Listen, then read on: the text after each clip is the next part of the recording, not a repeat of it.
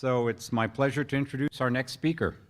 Retired Colonel Gregory Fontenot served in armor assignments in Europe and the United States. He commanded a tank battalion in Fort Riley in Southwest Asia, an armor brigade in Germany and Bosnia. As an educator and trainer, he taught history at West Point and later served as director of the School of Advanced Military Studies and later commanded the Army's Battle Command Training Program. After retiring from the Army in 1999, Fontenot focused on training and experimentation for the U.S. Army, originally as a contractor, working with Army Research Institute, Army Research Laboratory, Training and Doctrine Command, Defense Advanced Research Programs activity, and other agencies as well. From July 2002 through July 2004, he served as Director of Wargaming.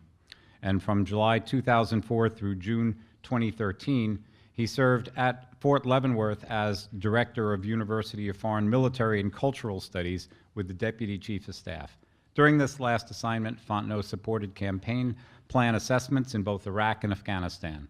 Fontenot left civil service in June 2013 to focus on writing and consulting on threat emulation for Army experimentation. His latest work is the 1st Infantry Division and the U.S. Army Transformed, Road to Victory in Desert Storm, 1970 to 1991, 2017 publication. It is a great pleasure to introduce Gregory Fontenot.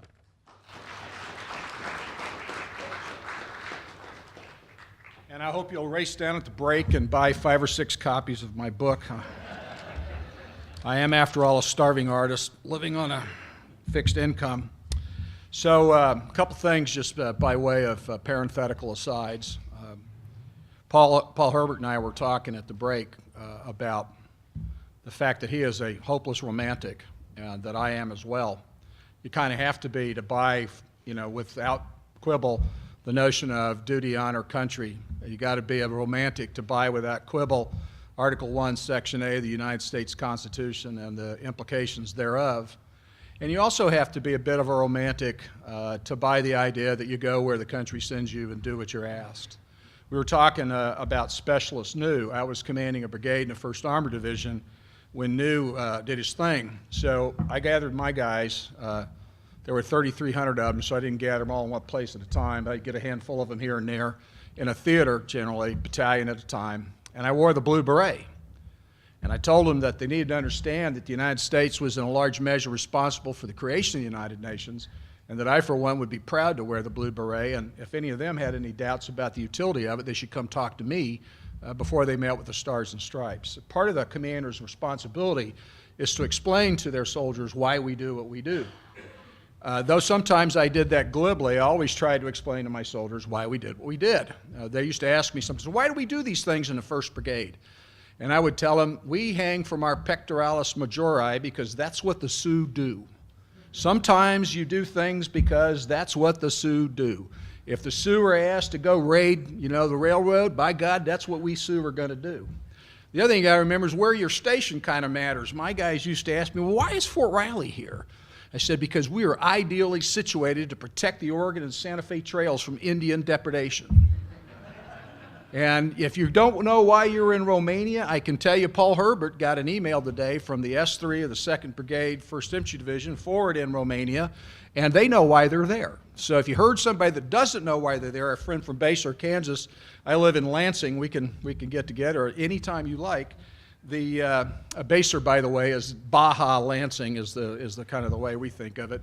I suspect Basehor has a different view. Small towns in Kansas can get fairly bitterly obnoxious about small town pride. In any case, it is after lunch. Everybody's had a lot of food to eat. I'll tell you what I've told undergraduates at West Point is if you feel yourself getting drowsy, put your pen down. I don't want anybody to lose an eye or maybe have a pin up their nose or anything ugly. So we're going to talk a little bit about Desert Storm, but really we're going to talk about Desert Storm in the context of the late Cold War. And if you do happen to buy the book, which I hasten to add is really delightful and has pictures of naked tanks in it, you're going to love it. If you do buy the book, you'll discover nobody gets shot at until chapter 6. And the reason for that is what you have to understand about this war was it was in many ways an anomaly. And there was a lot of activity at the end of the war that said there's nothing to see here. The Cold War is over. There was this great celebratory hubris that came out of, Western triumphalism. Democracy was breaking out everywhere. We had reached the sunny uplands of peace, to paraphrase Mr. Churchill, and there was just nothing to learn from Desert Storm. In a lot of ways, it became the forgotten war, not the Korean War. We've now finally paid some attention to it. I would like you to remember that, because strategic choices matter. We made strategic choices at the end of the Cold War, which was A, to leave Europe, B, expand NATO, and C, ignore Russian warnings to the contrary. Now, those are opinions. Now, two of them are facts. One of them, well, all three of them are facts. My opinion is those were mistakes. We downsized the military more rapidly than we needed to because everybody was tired of spending the kind of money we'd been spending, and they wanted to take advantage of the, quote, peace dividend.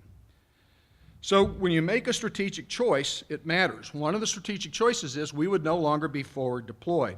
That has really special consequences. If you're not forward deployed, you have to do the kind of things that Paul talked about this morning. You have to form the 1st Infantry Division in May of 1917. They show up with the 16th Infantry in Paris in July, and you get to Lafayette, Nous Voilons, Lafayette, we are here, but they don't get to shoot at anybody until the next May because they weren't ready. Expeditionary warfare means you got to pack up from wherever you are and go somewhere for the purpose of doing something. And you're going to go by planes, trains, and automobiles, but if it really matters to the United States, it's going to be Hayes, Gray, and underway. USS whatever, our fast sea lift vessels, if we have any 20 years from now, are going to be the ones to carry it. And with that, a special tip of the hat to our naval captain buddy. Sir, you were very fortunate to command the Samuel Eliot Morrison, which, as you know, is named after the preeminent naval historian of the United States. My dad had the opportunity to share a battle station with Morrison when he was a sailor on the USS Brooklyn in World War II. I said to somebody, my dad couldn't hold a job. He was in the infantry in the 30s, the Navy in the 40s, the Army from 50 to 70, and he did everything from small boats to helicopters.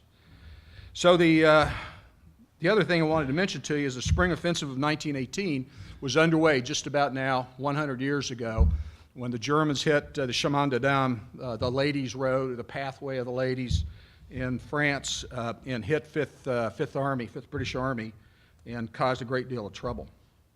The last thing I want to say to you before we get into the presentation itself is that armies are ephemeral. They don't last very long. The institution of the 1st Infantry Division is 100 years old. I served in it 8.5 years, or nearly 10% of its existence. I'm not there anymore. I don't know anything about it anymore because it happens that the turnover associated with soldiers coming in and leaving, soldiers doing a couple of tours and then getting out of the Army. When you go down to my tank battalion today, the 2nd Battalion, 34th Armor, you will find that there are very few right sleeve patches. A right sleeve patch is a combat patch. So the experience, everybody talks about, somebody talked about battle-hardened experience. Not so much. Now, the battle-hardened guys are those poor buggers that stayed in, the staff sergeants, the master sergeants, the majors, lieutenant colonels, and colonels who by now have had 3-4 tours, or the reservist and National Guard soldiers who have done 2-3 tours themselves. So the Army is very busy, and it's important to understand that.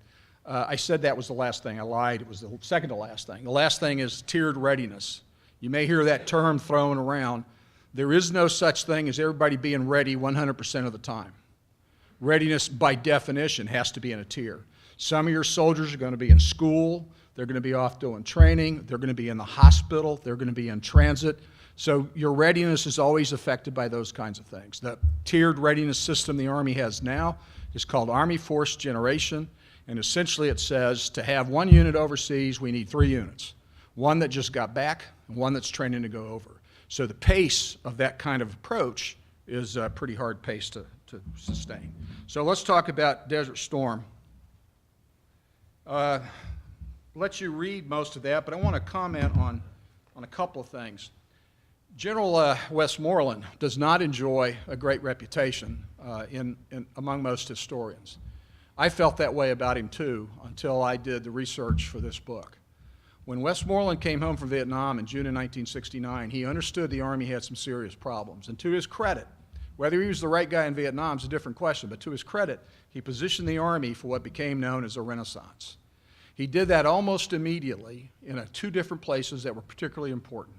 The Army, for once, anticipated the change that was afoot socially, that there would be an end to the draft. And so what he did in that summer is he appointed a special assistant for the modern volunteer Army, a lieutenant general, whose job it was to prepare the Army for transition to a volunteer force. It wasn't until November of that year that candidate for President Nixon made the volunteer Army a platform for the Republican Party. The other thing that Westmoreland did that same summer was he realized that if we went to a volunteer force, he would not be able to recruit the numbers of soldiers at the high end of skills and aptitude that he needed to man the force. This is the time of Project 100,000, which Bob Scales will maybe even comment on, the 100,000 soldiers that were in the lowest mental category that were admitted by McNamara in order to meet the end strength requirements in Vietnam. So when you're scraping from the bottom of the barrel, you shouldn't be surprised if things like My Lai happen. And I would argue that there is no way Cali ever would have been commissioned in any other time in history. And Bob, you can either confirm or deny that when you get up. The other thing that he did was integrate women. And that was because he couldn't get the right number of high-quality soldiers into the Army without making better use of the talent in the female part of the United States population. Interestingly, the resistance to that came from the Women's Army Corps. Now, why do you think they would do that? Well, if you're in the Women's Army Corps, this is a special little enclave controlled by women of the Army, but not truly in the Army. You had WAC detachments, but they were never assigned to units. When Westmoreland wanted to put women in jungle fatigues and put them out in the field with the units to do some of the administrative tasks that he was using infantrymen to do, the WAC stopped it and made them wear their cute, form-fitting lime green outfits. And if you ever see one of those things, you had to be built perfectly to wear one. And most women are normal as opposed to models, and so it was not well thought of. So when he did this, it had consequences. And one of the stories to tell in the book is the first two women assigned to the 1st Infantry Division joined in August of 1973. One was a young woman named Eugenia Thornton. I've known Jeannie Thornton since that time. And the other one was a PFC named Connie Calvick. Now, they brought Jeannie in to do a specific job. They brought Connie Calvick in so Jeannie'd have a friend. I mean, think about this, the isolation that Jeannie Thornton felt. She broke into that division, did a hell of a job for it. As she said, the soldiers in the division that she was working with didn't want her. She was scary to them. She was a threat to their marriage and all those kinds of things that you can imagine in 1973. But Gordon Dukeman, the division commander, had the vision to make sure that she stuck it out. In the next year, we had 50-plus women in the outfit. 2 years after that, we were up in the hundreds. My task force, 2nd Battalion, 34th Armor, crossed the line of departure on 24 February 1991 with 1,010 human beings in it, one of whom was a woman. She apparently had not gotten the memo about no women in combat units. And when we crossed the LD, she crossed with us. Thank you very much. She was all of about 4 feet 11 inches tall, but she did her job with aplomb and dash, and I always wondered how she dealt with the isolation of being the lone woman in the unit. I'll let you look at the rest of that, and then we'll move on. The big 5 acquisitions are about things that we bought that we used in the Army: the M1 tank, the Bradley, the MLRS, the Black Hawk, and the Apache. I think I have that right. I always forget one of them or get them wrong. In the time of that we're talking in the Cold War, we had a culture of readiness. We're going to fight tonight. We would get alerted in the States and in Germany. In Germany, it was called Lariat Advance. The phone would ring in a battalion headquarters, a staff duty officer would pick it up, and he'd get Lariat Advance, time, Hama Hama, Zulu, which nobody knew what that meant because we were actually in Germany and Zulu's in Greenwich. So you'd look at your watch, okay, this is what time it really is. And you had 2 hours to have the battalion out of the motor pool in its local dispersal area so the Russians couldn't get you unless they came within those 2 hours. And you want to see the Keystone Cops, we had exactly one gate in Ayers Kaserne. And getting out of that one gate was pretty exciting. And when it was a race to the gate, because we have 5 battalions on this post, and getting out of that gate was quite interesting. In Fort Riley, we had our A and B bags, they were called. An A bag had certain things packed in it. A B bag had certain things packed in it. Captain, a B bag, and an A bag, or C bags, duffel bags. And we lived that way. The General Defense Plan focused our attention. All right. So some myths. The Iraqi army was battle-hardened. What they were was battle-tired out. But the mythology of Iraqi excellence was promoted by a number of pundits. I've listed 2, and people still listen to them, and I don't know why, because they've never been right about anything that I know about. But both of them, Lutlock and Lynn, you can find them on television yet today, opining, wrongly I'm sure, about how the Army is doing. You may also remember that the M1 was a gas-guzzling white elephant and inferior in all ways to the T-72, the main Russian tank. The Bradley was even worse, made famous by an Air Force colonel named Burton, and you may have seen a movie starring Fraser Crane called Pentagon Wars. And the problem with the movie is the Bradley, it doesn't say what the Bradley replaced.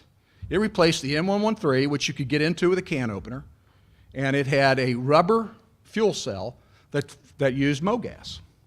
When you compare that to the Bradley, the M113 is a death trap, the Bradley's a Cadillac, and it has a capability to kill tanks. The first tank kill in my battalion in Desert Storm was a Bradley at 3,200 meters using a tow missile.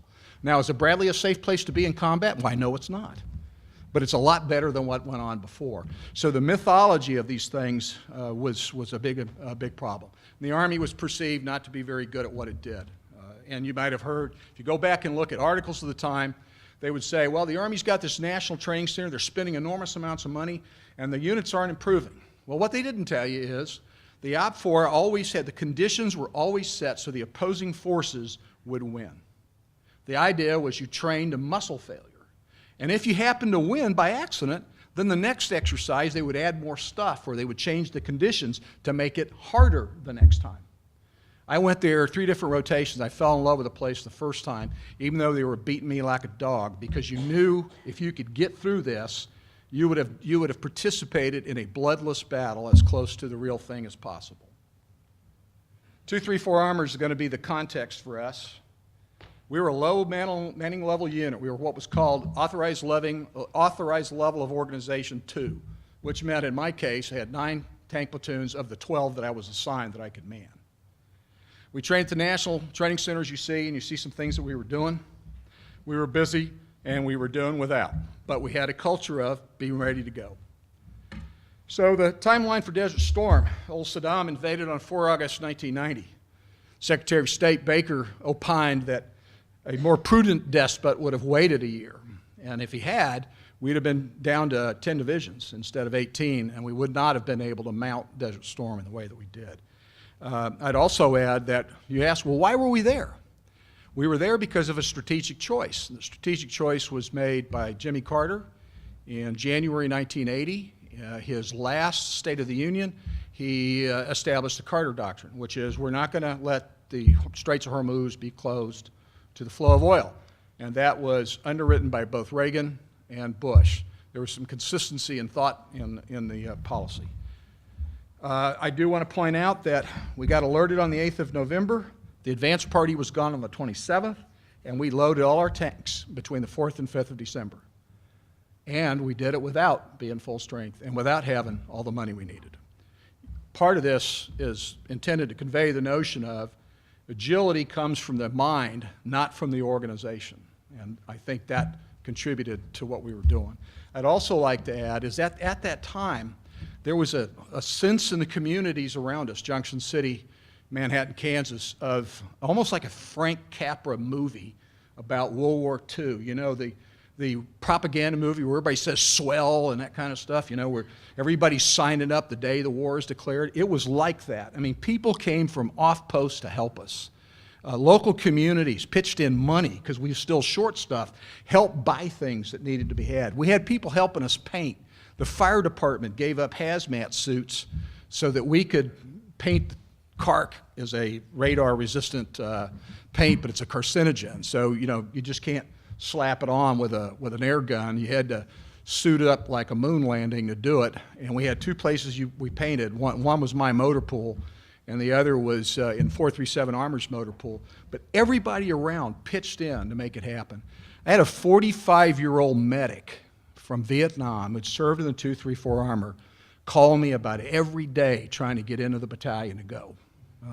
And I finally told him, and I talk to him all the time, still talk to him, said, the last thing I need is a 45-year-old medic from Vietnam in the battalion right now.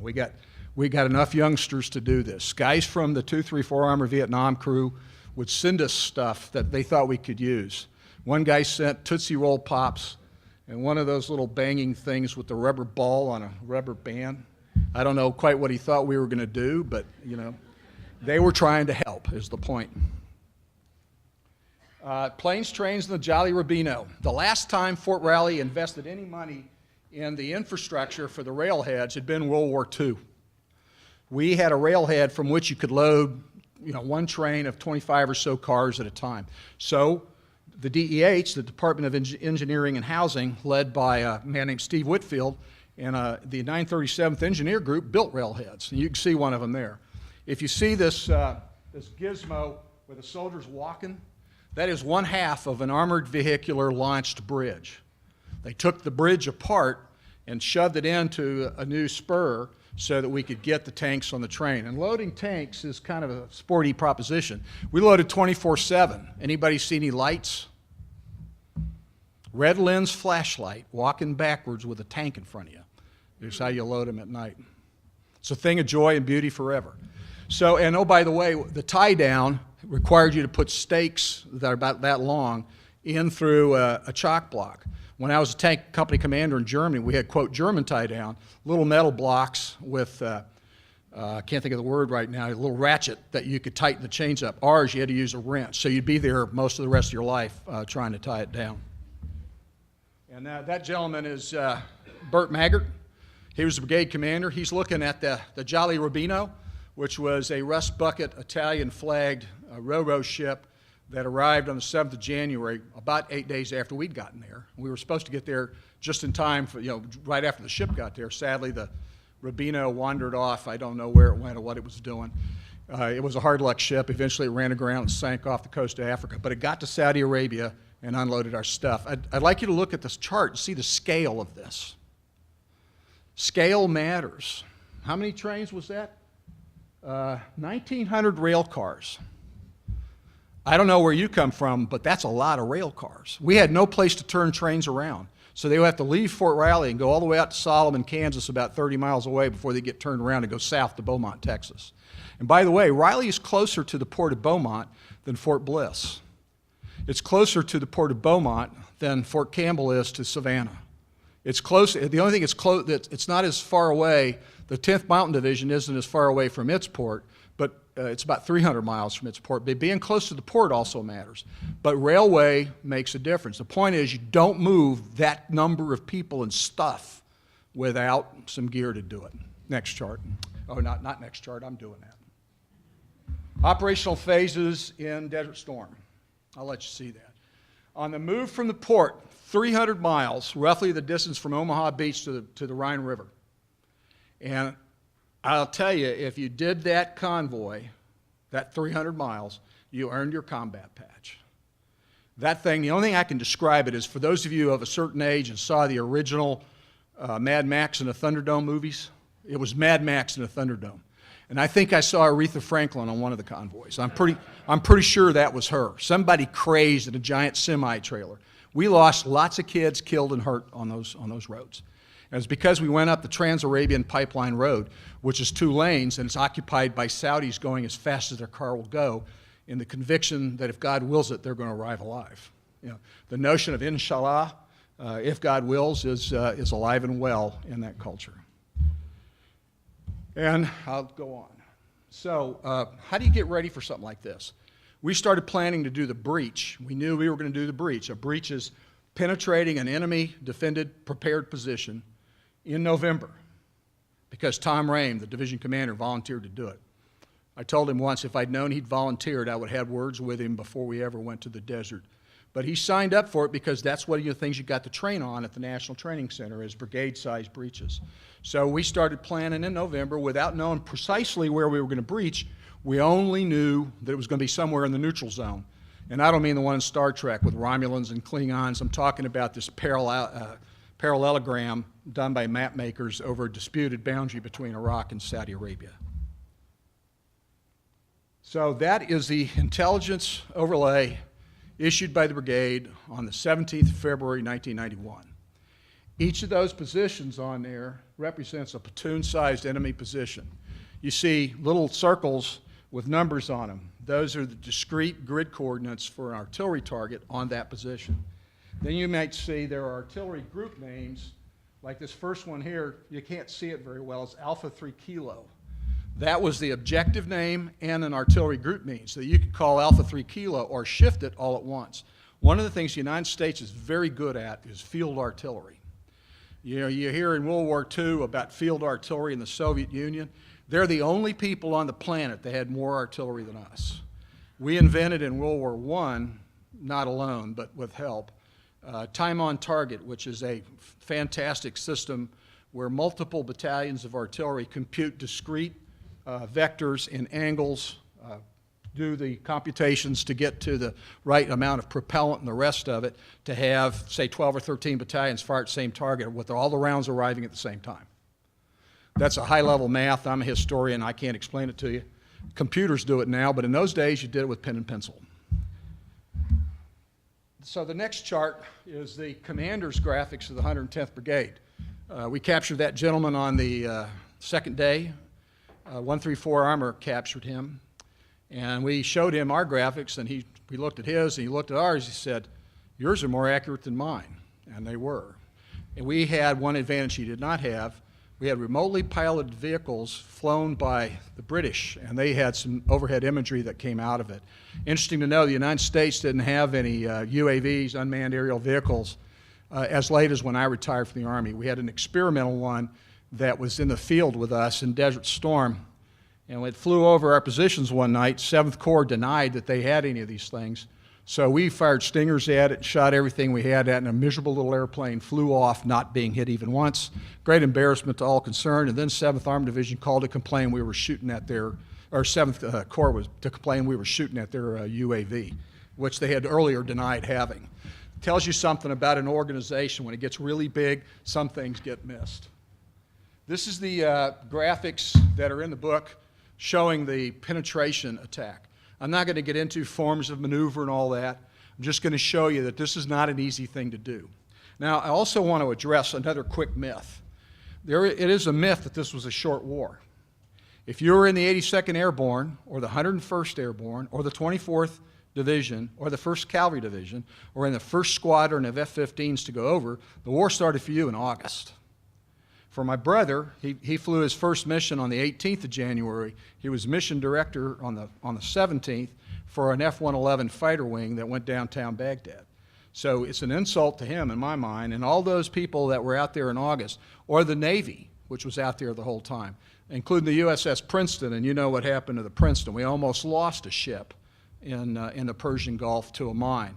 So when people say it's a short war, that's a political ploy because it was never a short war. I lived in the desert for over 5 months. I didn't think it was a short war. And we shot our first rounds in the 1st Infantry Division on the 24th of January at an unsuspecting and completely innocent Bedouin who was fortunate in that the quarter horse couldn't hit the broadside of a barn. They had just organized they had 2 cavalry troops, only one of which existed when the war started. The 2nd Cavalry Troop finished filling out on the 14th of February. That, my friends, is what your Army can do. 2 weeks before the war, we built the cavalry squadron, or cavalry troop from scratch that fought effectively. They didn't fight effectively from the first day, but they fought effectively. So the next thing you do is, so what's a lane look like? You got to clear lanes through the mines. This is a picture of a lane taken from a tank in Charlie Company 234 Armor. On the horizon, you see some other vehicles and smoke. That's where the fighting is. So when you see all these movies with, tracers going every which way, that does happen, but you really can't see that in the daytime. It's only at night that you can see that. And when you can see it, it's scary, and you guys are going to get to see some of that over in the museum this afternoon. That's a lane marker. We didn't want anybody to get confused about where the lane was. The 1st Infantry Division did 16 lanes. Every lane at 3,000 meters had a marker that size. You see the soldier in comparison to the marker. That all got put up. I went through the first lane marker 6 minutes after we crossed the line of departure, and the engineers already had the first marker up. These are guys who were committed. They were ready to do it. They had fully bought into the no mission too difficult, no sacrifice too great. Though, Paul, I hasten to add, in the early days in Fort Riley in the 70s, the troops said no mission too absurd, no sacrifice too ridiculous. So there was a slightly different view of the division motto, depending on whether you were a draftee or a volunteer. So the expansion of the penetration, the 25th of February, 91. Once you penetrate, you want to move the bad guys away from direct fire range, roughly 4 kilometers. Then as you expand, you want to move them out of artillery range. And you can see each of these squares that are formed by the numbers, the bold lines, they're 10 kilometers apart. So once you get 20, 25 kilometers, even the Austrian howitzers that the Iraqis had can't reach the breach. And we lost people wounded in the breach in my battalion. I took artillery going through the breach, and I can tell you one thing, I didn't know what it meant to be suppressed. You know, we use that term all the time, fire suppression. Fire suppression, as a technical definition, is when you can think of nothing else but getting out from under it. And when artillery's landing on you, it makes really big sounds, and it looks really nasty, and it's scary, and you want out as quickly as possible, which is exactly what I did. I had my 70-ton tank going 40 miles an hour. Fright Night. The largest tank battle in the history of humankind was the 26th and 27th of February. And I was totally offended when I got home and found that Norman had briefed the war was over before we even started that fight. Yes, the mother of all briefings occurred at 8 o'clock. That fight started at 10:30. How did he know it was going to turn out that well? I don't know. Maybe he was prescient, and maybe he was just wrong-headed. So on the 26th, you see what we did? We went through a forward passage of lines to the 2nd Cavalry Regiment. That means they're up in contact with the bad guys, and we go through them while they're shooting at the bad guys, which is a very sporty proposition when you've got friendly fire and stuff going over your head all at the same time. Now, on this attack, this graphic just shows that the division chose to attack that night with 3 brigades abreast. I'm sorry, 2 brigades, I can't say it, 2 brigades abreast, with the brigade in the south, the 2nd Armored Division's forward division.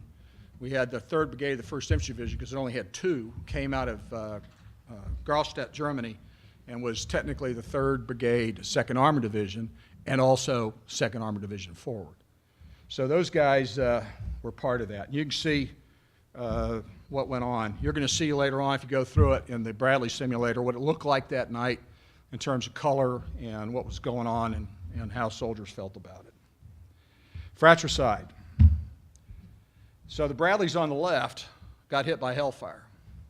When you hit a Bradley, it's got tow missiles in it. If you get inside the armor compartment, you're going to set fire to the propellant and the missiles, and it's going to burn to the ground. And that one, we lost a couple of soldiers.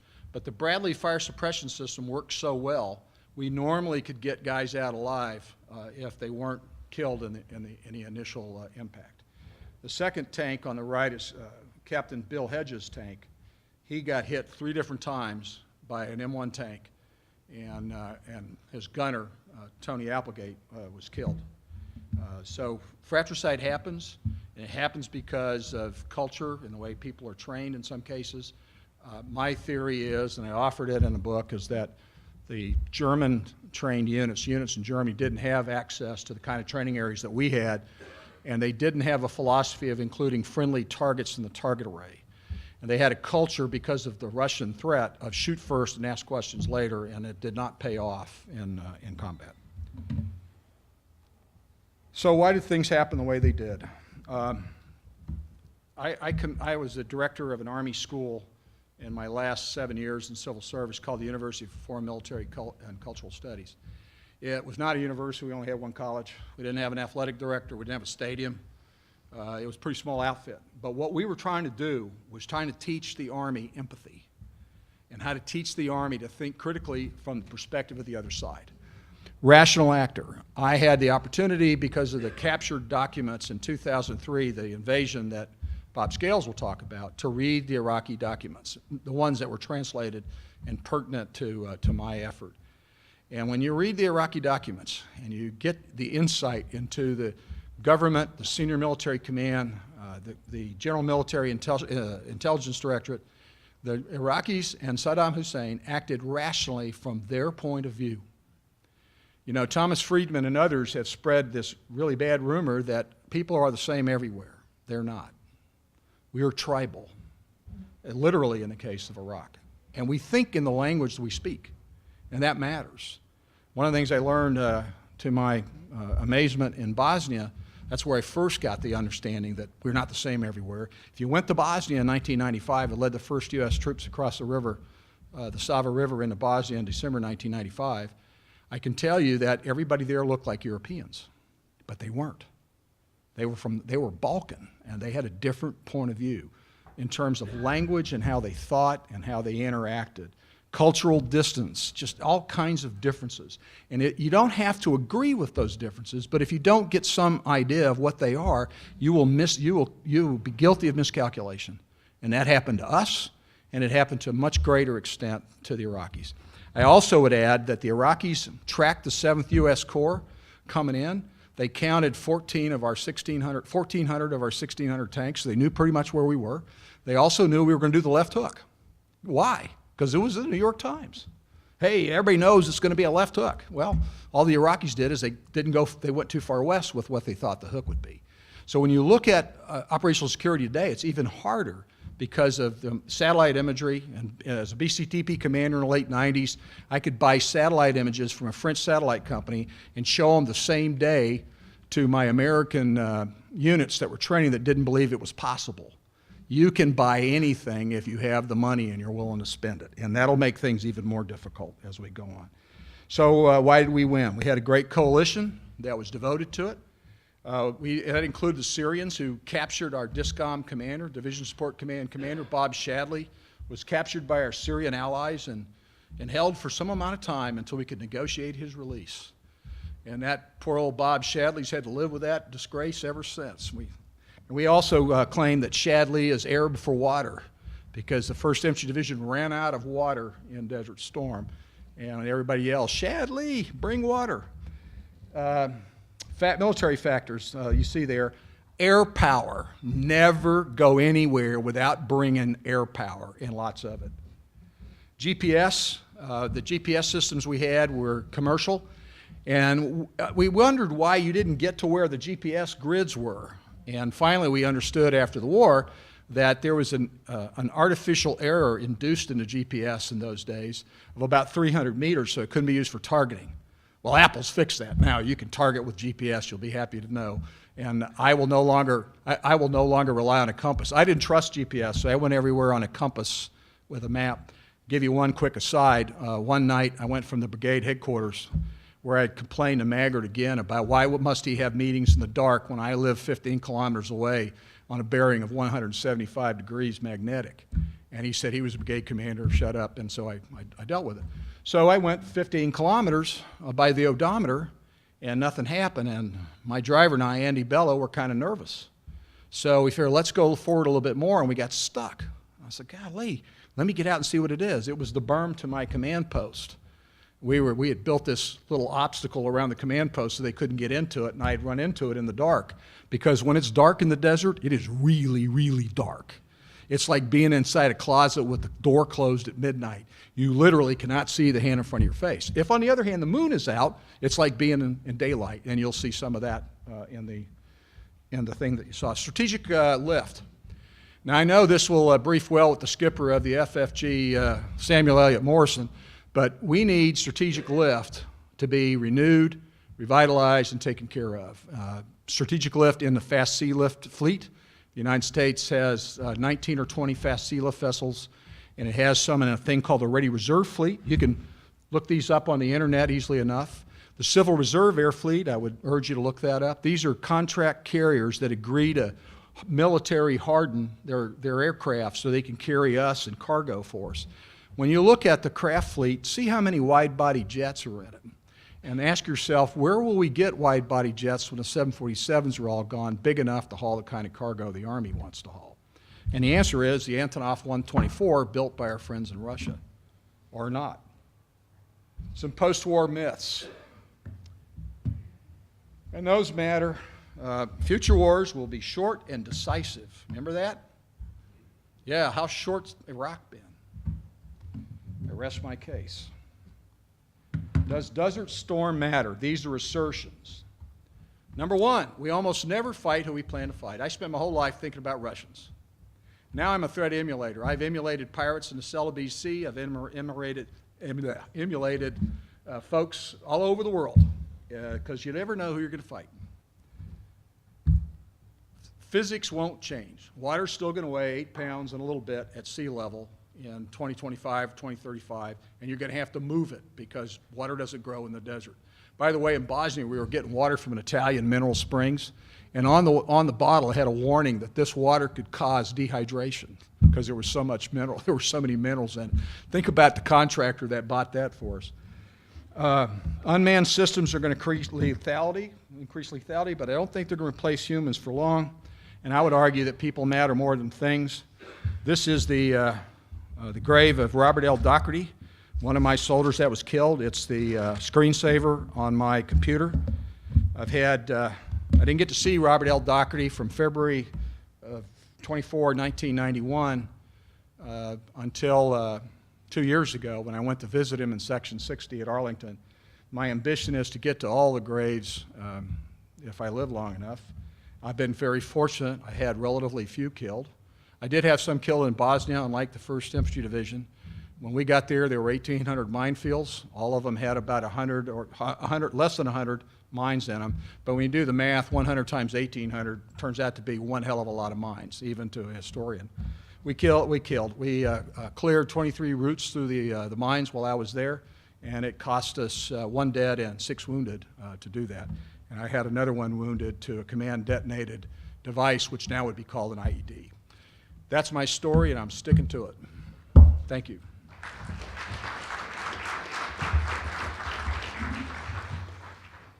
Thank you very much, Colonel Fontenot, for a very vivid account of the long road to victory in Desert Storm. We'll take questions. Please turn your cards vertical. I see we have one, Tom Daniel, already. All right, Skipper, what do you got? Thank you. Tom Daniel, W.P. Davidson High School, Mobile, Alabama.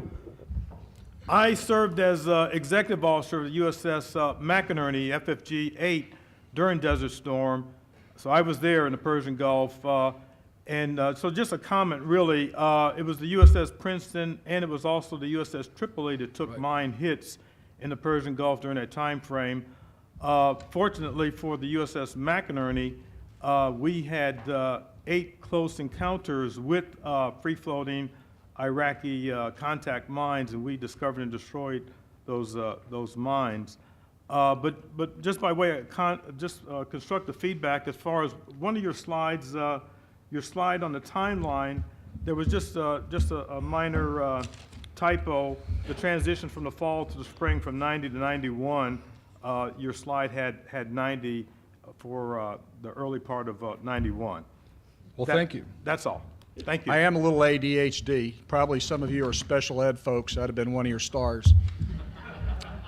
And was there a question over there in the corner? Gary Morris, McLean County High School, Calhoun, Kentucky. This is more looking beyond this. You've laid out an excellent discussion here, but my curiosity is this: what can we do now to start planning for future issues that the United States is going to have to face militarily? You talked about one of the things, which was improving our strategic lift ability so that we can get our forces where they have to go. What other things need to happen to put us in a better position? I think, well, that's a dissertation defense question, but I'm going to try to answer it despite my inability to type and spell. I would say that what we're doing now is pretty good. The Army understands it has a problem. You know, we talked earlier about why'd you throw away the coin book when you came back from Vietnam. That isn't what happened. If you read the doctrine that was being published, and I didn't have time to talk about doctrine today, but the changes to doctrine were dramatic, and the way we communicated and changed doctrine and communicated the significance of the changes was equally dramatic. Paul Herbert's Leavenworth paper, Deciding What is to be Done, is a great one.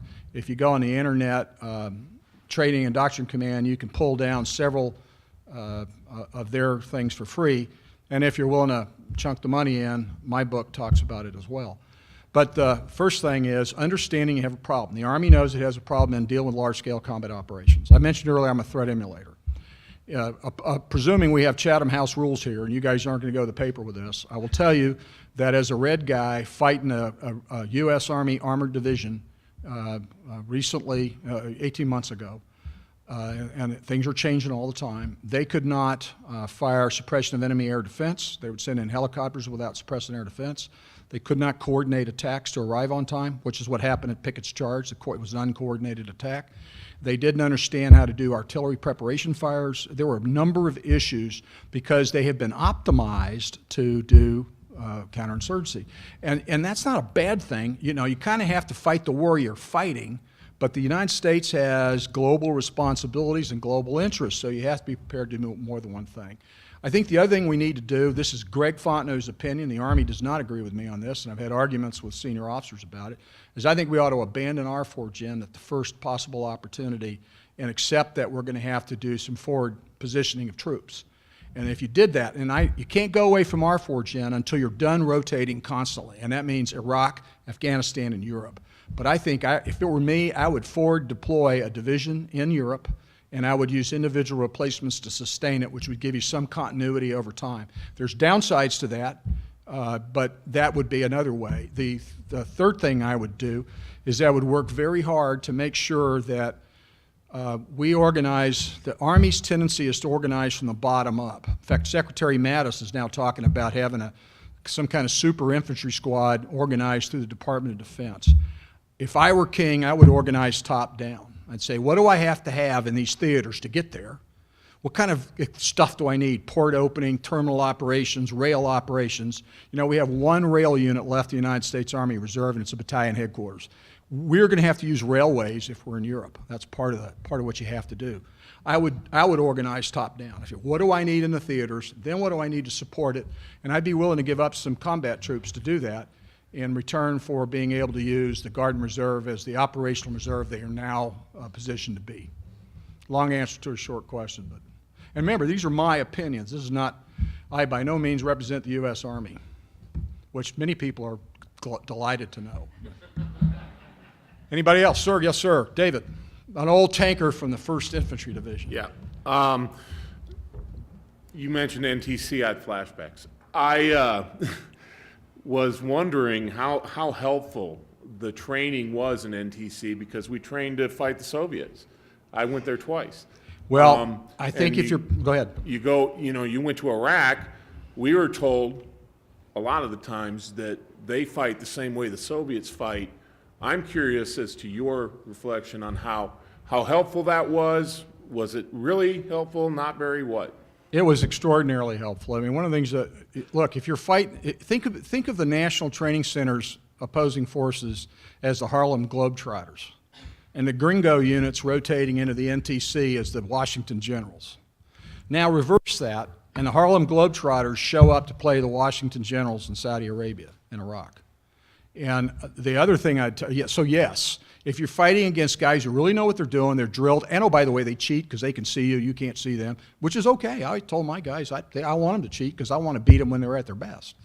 But if you're going to go, if you're fighting the B team, or maybe you could argue the C team as we were in Iraq, we were that much better than them. I think if we'd had their tanks and they had ours, we still would have won. Though I've been inside T-72s, I've driven one, I knew what they were like. I never want to be shot at if I'm in a T-72 because it's a guaranteed surefire way to die. The other thing I'd leave you with is we were winning that war 99-0.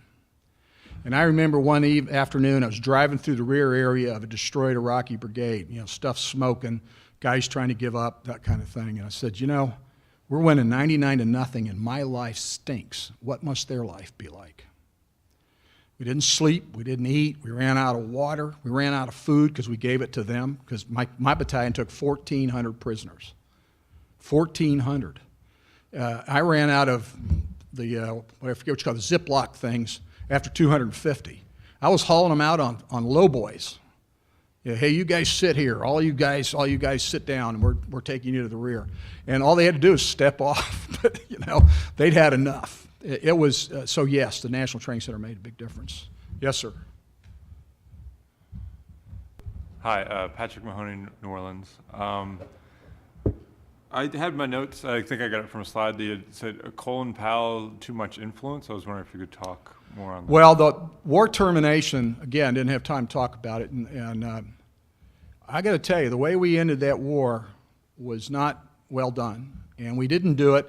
First of all, President Bush, and Bob Scales knows more about this than I do, but I'll attempt an answer, and he can pile on or not when he gets up here. But I don't think Bush pressured Powell to stop the war. I have a different view than Bob does about this. My impression, reading the documents, is that it was Powell and Schwarzkopf. And once Schwarzkopf said, "Hey, the war is over, the door's closed," before the big fight started, how do you let us keep going when you're looking at 8 lines of burning trucks? And oh, by the way, here's something people don't know: the Air Force was bombing the head of a column. Then when the column would stop, they'd let everybody run out of the vehicles. Then they'd bomb the column itself. Now, it isn't to say that the highway of death didn't have death in it. We found a guy still alive on the 2nd of March. And my medics were trying to save him, and he died. And I think he lived. He was so badly burned, there's no way he could have lived. But I think he lived that long so that it's a view. He lived that long to die in the presence of other human beings. The other thing I want you to understand is the compassion of the American soldier toward their enemy was not to be believed. I could not. I saw things I just couldn't believe was true. I personally had an encounter with an Iraqi captain. He had 14 guys with him. He wanted to go to Al-Nasiriyah, and I thought about letting him do it. But I looked at the map. It was 60 kilometers. He was allowed to get shot by other gringos. So I said, "No, you got to go to the rear." Gave him a pack of cigarettes, gave all those guys MREs and the last of the water, and away he went. 3 days later, I captured that guy again. This time he had 26. I said, "That's it, man. You're going to the Hooskow." And we loaded him up, took him away, because we almost shot his guys because they were trying to make their way home, and they got in front of us again. Now, how that happened, I couldn't tell you, but God works in mysterious ways. This guy wanted to get his guys home, and no, I'm not taking any more chances with you, pal. You're going to the rear. Anybody else? Yes, ma'am. Hi, I'm Michelle Santos Wassa from Dallas. I'm thinking of the book Bravo 2-0. How closely did we work with the SAS? None, not at all. One of my frustrations is the Special Forces were out forward of us, and they were telling people all kinds of good stuff. But let me tell you how intelligence, I got out of the Army and then got into an intelligence, I'm an MI professional civil servant. And one of the things I can tell you about intelligence professionals is they report up, not down. So the SF's telling Schwarzkopf all kinds of good stuff, but it never made its way to us. Part of the problem was this was a pen and ink war. So when we got imagery, it was delivered in pallets so that every company would have the same image. Well, you add the number of companies in 7th U.S. Corps, and it's a C-130 with a whole bunch of cargo pallets. And then that has to be broken down, so that Fontenot gets 8 or 9, however many companies I had. By the time the imagery for the night fight got to us, we'd been in the night fight for 2 hours. And I had 2 guys, Specialist John Tabb and Sergeant First Class Mike Schulte, drive through a tank fight at night to bring us the overlay. Now we can port that stuff digitally if our Russian friends don't shut it down. And note to the wise, don't throw away your paper maps. I'm old school. I'm even taking notes on 5x8 cards because I know that Facebook won't trash my data if I'm not on it. If you get into this cyber business, I told a young woman over here, I went to the Army's Cyber Command and looked at their you know, their command post. And I went back to my hotel and got in the fetal position, because if you're doing it on the internet, it's not safe. And that includes digital communications and the rest of it. Anybody else? Yes, sir. Daren Harold from Ballard High School in Huxley, Iowa. I've heard stories like a tank is only as good as the fuel truck right behind it. Did you ever run into any supply problems in the desert? Yeah, we ran out of water and food. We never ran out of fuel or ammunition. And one of the weird things about the M1 tank, and oh, by the way, everybody says, well, you don't use too much fuel. Well, yeah, sure it does.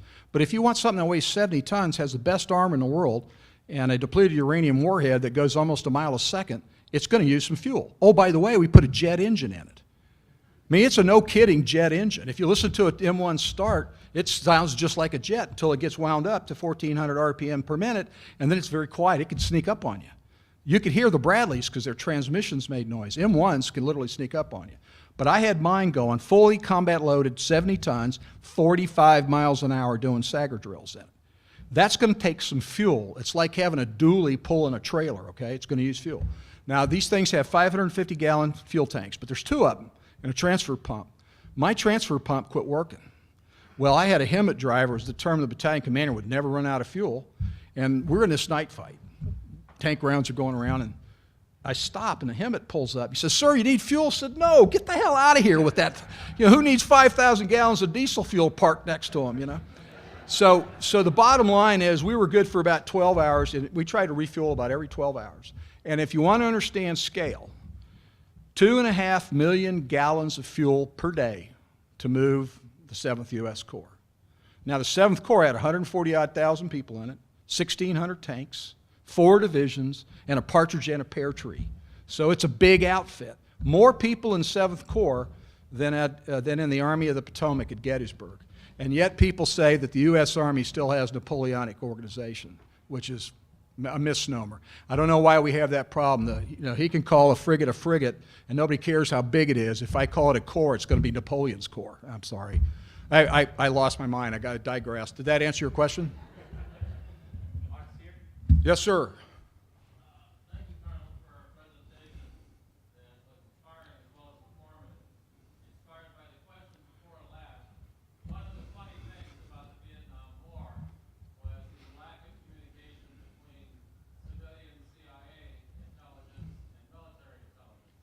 At one point, General Westmoreland ordered his staff to stop talking to the CIA types because they were not with the program. Later in the war, Congress passed a law forcing communication. What are your impressions about the degree to which there really is professional interchange and effectiveness between military and civilian intelligence? I haven't detected any. That doesn't mean it's not going on. I mean, the last time I was in a combat theater was 2011 in Afghanistan, and I was there to do a campaign plan review for the commanding general. We talked to the intelligence guys. That stuff would have been behind their green door. And, you know, I was TSSCI, but not read on for those programs. So there could be all kinds of great collaboration going on. I just don't know about it. My instincts are that probably not so much, but I don't know. I wish I did, but I don't know. Okay. Well, let me ask a question before we wrap up. One of the sentences that you used at least twice in your remarks was, we are not the same everywhere. And you mentioned Tom Friedman as one of many propagators of the idea that we are the same everywhere. And I imagine many teachers may find themselves trying to say that we are the same everywhere in the interest of teaching tolerance. So would you elaborate on what it means? Well, to me, you have to, if you assume we're the same everywhere, then you assume the Western canon applies, and that the notion of rationality in terms of the Western Enlightenment applies. That's just not the case. It doesn't mean, I am not suggesting to you that some cultures are better than others, they're just different. One of the things, and I spent a lot of time thinking about this because I kept, you know, it's like being in a dark room with a bunch of rakes and you step on the teeth and the rake handle hits you in the head. I kept having experiences with it, particularly with language. One of the tough things with language is when you get a literal translation, it may not mean what you think it means. For example, the French word for starfish is étoile de mer, a star of the sea. Well, the first time I saw that, I didn't think it was a starfish because I don't think in French. That's a trivial example, but that matters. When I was in Bosnia, people would keep saying to me, Gospodin Pokovnik, which is Mr. Colonel. And my mother called me Mr. when she was irritated with me, so I became irritated at that. What I didn't recognize until I finally decided, okay, this can't be what I think it was part of the honorific, as in Herr General, Mr. General. Just trivial things like the way the nuances of language are important.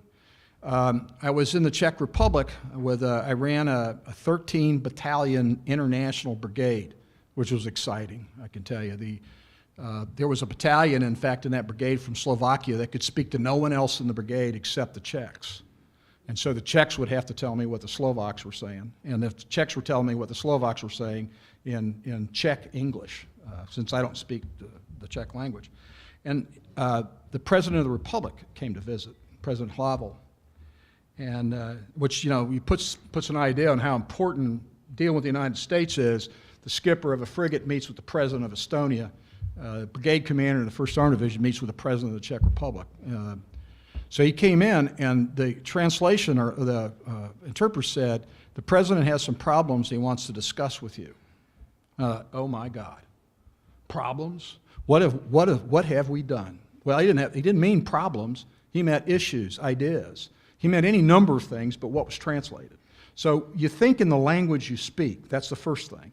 The second thing is your belief system is often a consequence of the way you speak your language and how you organize your society. Cultural anthropologists tell us you organize societies in one of 3 ways. You can have a pluralist society, you can have a syncretic society, or you can have a society based on assimilation. Each of those societies has different approaches to how it does things. If you don't understand that, you cannot have empathy. Last example. I'm crazed about reading translated Japanese diaries from World War II. Ruth Benedict, an anthropologist, wrote a thing called The Chrysanthemum and the Rose, trying to help the United States understand Japanese. Now, a lot of criticism of Ruth since because A, she was an anthropologist, worked for the government. Anthropologists don't like that as a general rule. They get upset and offended if there's some possible use that could be made by the military of what they know. But what I found was, if you read, the best thing I can suggest to you, it's easy to find and easy to read, is So Sad to Fall in Battle. It's the translation of the papers of General Kobayashi, who commanded at Iwo Jima. And if you've seen the movie Letters from Iwo Jima, where they start the movie where they're digging up this metal box, that's Kobayashi's papers. His death poem, letters to his wife. And when you read that, Kobayashi spoke fluent English. He was an exchange officer in the 8th U.S. Cavalry in the 30s, traveled all over the United States, knew us. You read his stuff and you recognize instantly Japanese people, in those days at least, didn't think like we do. They affected the Western approaches, but they had their own cultural imperatives, and they were different than our own. You cannot have empathy for the other side if you assume they're just like you. You have to take the extra special effort to find out just what are they like. I dealt with rogues from 3 different factions in Bosnia. Bosnian Muslims, Croats, and Serbs. I could speak French with the Serbs because they had a close relationship with France. I could speak German with the Croats. I couldn't speak Serbo-Croatian, so I never could really talk to the Bosnians. But they're different than us. It isn't that they're bad, they're just different, and we need to understand that. Empathy is not sympathy, it's understanding. That's my point. Okay, thank you. Are there any other questions? Yeah, right. Yes, sir? Okay. We have a question? Yeah, right here. Yep, Oh, I'm sorry. no problem. Jennifer Jolly from Melbourne, Florida. So my question is, I really would like to hear more about your experiences in Germany. Do you mind taking a moment to talk about that? Well, I lived in Germany twice. Now, I ought to say up front, my dad was a career soldier when he was in the infantry, the Navy, amphibious craft for the Army, and then ended his career in aviation in Vietnam. I was born into the Army in Japan during the occupation. I was 18 years old before I had lived 9 years in the United States, and I lived a lot of time overseas since. I was in Germany as a child when the wall went up. I have a piece of the wall I personally obtained by sneaking up and beating on it until a piece came off. And I have a piece that's even bigger that when the wall came down. But the piece I'm proud of is the one I got when they would try to shoot you if they were there. I was in Berlin to play football. I was a football player on the Mannheim Mohawks, and we were there playing the Berlin Bears. I love Germany. I used to tell my soldiers that it didn't matter what else they thought, but that Germany, the Germany of Goethe and Schiller, deserved to be defended. And if they didn't understand who Goethe and Schiller were, come see me after the discussion. And I would talk to them about why we were there. When I was a company commander, we had a problem with barracks rats. So I would haul the barracks rats, get them in a deuce and a half, say, I don't care if you want to go or not, we're going to go see the Roman Museum, because we were on the limes of the Roman Empire.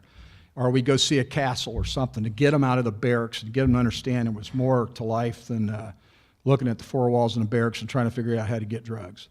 So my experience in Germany was positive. I have a son who was born in Germany. He was born in Frankfurt in the old Luftwaffe hospital. When you go to Luftwaffe hospital, had murals of heroic German Nazi pilots, still. The Americans, unlike the Taliban, don't tear down the Buddhas when they get to the place. We didn't do that. We left that stuff up. The Campbell Barracks in Heidelberg, we had a wooden plywood 7th Army, U.S. Army Europe badge that went over the swastika of the German eagle. Otherwise, it was the same. I thought that the Germans showed incredible tolerance. When I was in Germany growing up as a kid, and this is in the days of the non-combatant evacuation order, where we had to keep 3 days of sea rations and a bag pack so we could run. It was in the days when my dad spent 6 months in the Belgian Congo working with the United Nations. Didn't get to see him for a long time, but I loved it, and I felt like what we were doing was important. I had a very strange career in the Army. I was a platoon leader and the battalion commander in the same battalion at Fort Riley in the 1st Division, and I was a company commander and a brigade commander in the same brigade in Germany, which the place was at a place called Kirchguns, which we bombed the living hell out of because it was a fighter base in World War II. So one of the issues there was coming across American bombs. But I loved it. I don't know if that gets to the question you were asking, but I loved it. I thought it was worth my time. I would go back in a nanosecond. I do believe, I have some disagreements about current deterrent theory, but I do believe that Europe is it's part of our vital national interest. Thank you. Thank you.